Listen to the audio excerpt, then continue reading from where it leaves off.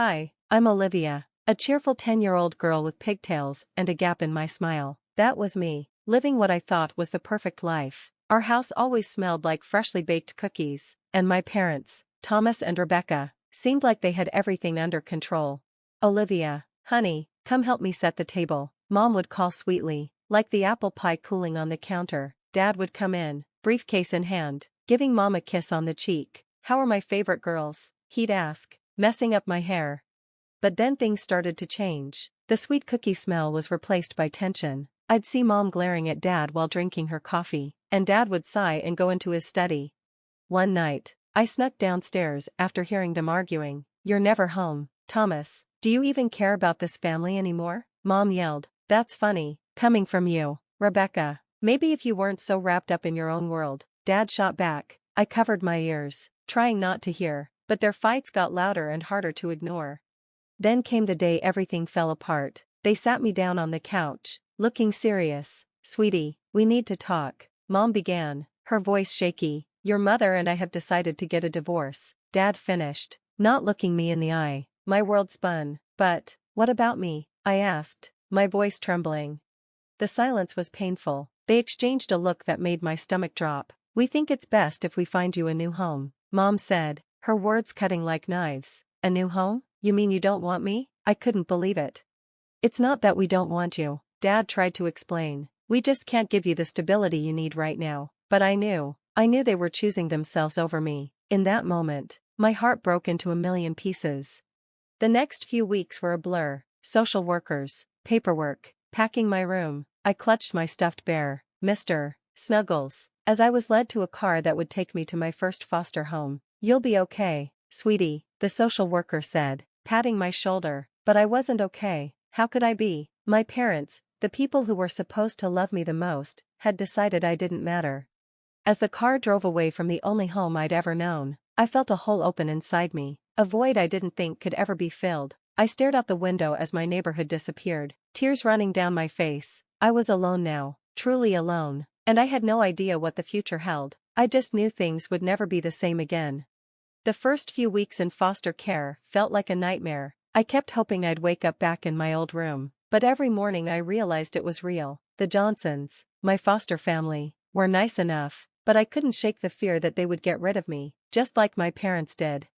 "Olivia, sweetie, breakfast is ready," Mrs. Johnson called one morning. I slowly walked downstairs, avoiding eye contact. "Thanks," I mumbled, picking at my pancakes.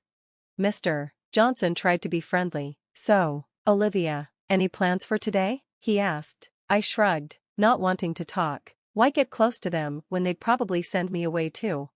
There were other foster kids in the house, but I kept my distance. Jake, a loud 12-year-old, tried to get me to play tag with him, but I stayed away. "Come on, new girl, are you scared or something?" Jake taunted, but I just glared at him and walked away. I didn't need friends. I didn't need anyone. Still, the Johnsons didn't give up on me. Day after day, they kept trying. Mrs. Johnson would leave little notes in my lunchbox, and Mr. Johnson offered to teach me how to ride a bike. Slowly, even though I didn't want to, I started to warm up to them. One night after dinner, they sat me down for a talk. "Olivia," Mrs. Johnson said softly, "we've been thinking, how would you feel about us adopting you?" I froze. Adopt me? Part of me wanted to jump with excitement, but another part of me was scared. Could I really trust them? You want to keep me?" I asked quietly. Mr. Johnson smiled and nodded. "We'd love for you to be a permanent part of our family." Tears suddenly flowed down my face, and I didn't even know if they were happy or sad tears. The Johnsons hugged me tightly, and for the first time in months, I felt safe. The adoption process began, and it was a roller coaster of emotions. Some days I was excited, thinking about decorating my new room, but other days, I was terrified. What if they changed their minds? What if they realized I wasn't worth it? I shared my worries with my social worker during one of her visits. She squeezed my hand and reassured me, "The Johnsons adore you, Olivia. They're not going anywhere." Just when I thought everything was finally getting better, my world turned upside down again. I was doing homework when the doorbell rang. Curious, I peeked around the corner, and my heart nearly stopped.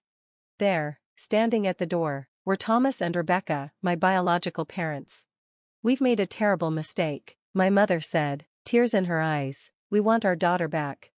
My father nodded, looking serious. We've worked through our problems. We can be a family again. I felt like I couldn't breathe. The Johnsons were shocked too, and I could see the fear in their eyes, the fear of losing me. My mind was spinning. Part of me, the little girl who still longed for her parents' love, wanted to run into their arms, but another part, the one that remembered the pain of being abandoned, wanted to slam the door shut in their faces. I stood there, frozen, as the adults argued. The Johnsons were firm about continuing the adoption, while my biological parents begged for another chance. Olivia, sweetie, my mother called out when she saw me, don't you want to come home? Everyone turned to look at me. I felt torn in two, caught between the parents who had given me up and the ones who chose me. I was shaking as I realized that the decision was mine to make, and it wouldn't be easy. The courtroom felt huge and intimidating. I sat there, feeling small in my new dress as the grown-ups debated where I should live. The judge, looking serious, peered over his glasses and said, "We're here to determine what's best for Olivia." I watched as my biological parents, Thomas and Rebecca, acted like the perfect couple. They smiled and held hands. "We've worked through our problems," Thomas said. "We're ready to be a family again." But something didn't feel right. I noticed Rebecca glaring at Thomas when she thought no one was watching. Then, the truth came out. The Johnsons' lawyer started asking questions, and suddenly, everything spilled out. "Mr. Thomas, is it true you had an affair with your secretary?" the lawyer asked. Thomas turned pale. "That's not relevant," he muttered. "And Mrs. Rebecca, can you explain these receipts for alcohol and prescription pills?" Rebecca stammered, "That's private." My head was spinning. An affair? Drugs? Was this why they gave me up? But it got worse. The lawyer pulled out some papers. "Can you explain this email discussing using Olivia to access her trust fund?" I felt sick. They didn't want me back, because they loved me, they wanted money. Through all of this, the Johnsons sat quietly, holding my hand. They didn't shout or accuse anyone, they just supported me. When it was my turn to speak, I was shaking. "Olivia," the judge said gently, "who do you want to live with?" I looked at Thomas and Rebecca, the parents who had abandoned me and now wanted to use me. Then I looked at the Johnsons, who had welcomed me into their home and hearts. "I want to stay with the Johnsons," I said, my voice stronger than I felt. "They're my real family now." Thomas jumped up, shouting, "You can't do this, she's our daughter." "Mr. Thomas, sit down," the judge warned. Rebecca tried another approach. "Sweetie, we're your real parents. We love you." But I had heard enough. Real parents don't abandon their kids. Real parents don't try to use them for money. "You're not my parents anymore," I said. The courtroom went silent. I saw the hurt in Thomas and Rebecca's eyes, but I couldn't bring myself to care. They had hurt me much worse. After what felt like forever, the judge finally made his decision. Custody is awarded to the Johnsons, and the adoption will proceed as planned. Relief washed over me. It was over. I was free. As we left the courtroom, Thomas tried one last time. "Olivia, please," he begged. I turned away. "Goodbye," I said, and I meant it. I was cutting them out of my life for good. The car ride home was quiet. Mrs. Johnson kept glancing at me in the rearview mirror. "Are you okay, sweetheart?" she asked. I thought about it for a moment. "No," I admitted, "but I think I will be." That night, in my room, my permanent room, I cried. I cried for the little girl who had been abandoned, for the family I had lost, and for all the pain I had gone through. But as I cried, I felt something else too, hope. I had a chance to heal, a chance for a new beginning. Mr. Johnson knocked softly on my door. "Olivia, we made hot chocolate. Want to watch a movie?" I wiped my eyes and smiled. "Yeah," I said, "I'd like that." As I joined them on the couch, snuggled between my new parents, I realized something. Family isn't about blood, it's about love, and I had finally found mine. Second story. 15 years later, a lot had changed. Here I am, Dr. Olivia Johnson, 25 years old, sitting in my own office. The walls are covered with children's drawings, little reminders of the lives I've touched. "Dr. Olivia, can we play with the sand tray today?" my young client, Mia, asks. I smile, remembering my own therapy sessions. "Of course, Mia, let's see what stories we can tell." As I watch Mia arrange the figurines, I think back to my own journey, the nightmare that haunted me for years, the trust issues I had to overcome, but with the Johnsons' love and a lot of therapy, I made it through. After the session, I head out for lunch. That's when I see him, Thomas, my biological father, sitting on a bench. He looks disheveled. "Olivia?" he calls out, his voice raspy. "Is that you?" I freeze, my heart pounding. He stands up, stumbling a little. "Please, I just want to talk, to apologize." I take a deep breath. "There's nothing to talk about, Thomas. I've changed," he pleads. "I've hit rock bottom. I understand now how wrong I was." For a moment, I feel a twinge of pity, but then I remember the pain, the betrayal.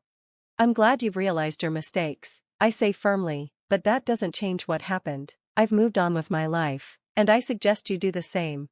I walk away, my hands shaking but my resolve strong. As I turn the corner, my phone buzzes with a news alert. Rebecca, my biological mother, had been arrested for fraud and drug possession. She was facing 5 to 10 years in prison.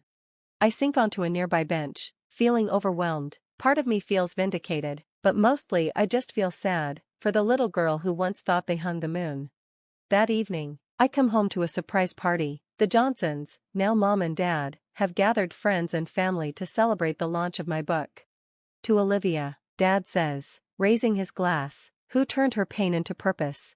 I look around at the faces of my chosen family. There's Jake, my once annoying foster brother, now one of my biggest supporters. My best friend from college is here, as well as my mentor from grad school. "I wouldn't have made it this far without all of you," I say, my voice catching with emotion. Later, I find a quiet moment with Mom and Dad. "We're so proud of you, sweetheart," Mom says, hugging me tightly.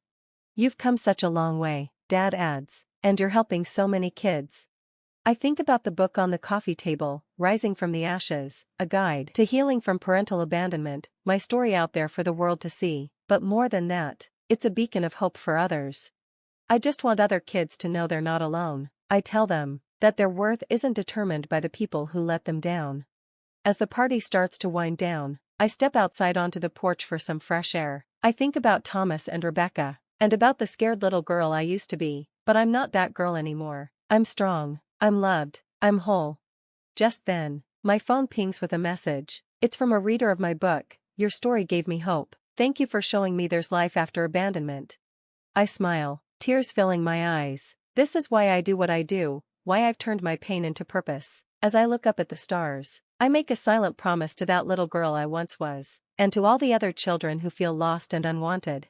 You are worthy of love. You're not defined by those who left you. You can rise from the ashes, and I'll be here to help you every step of the way.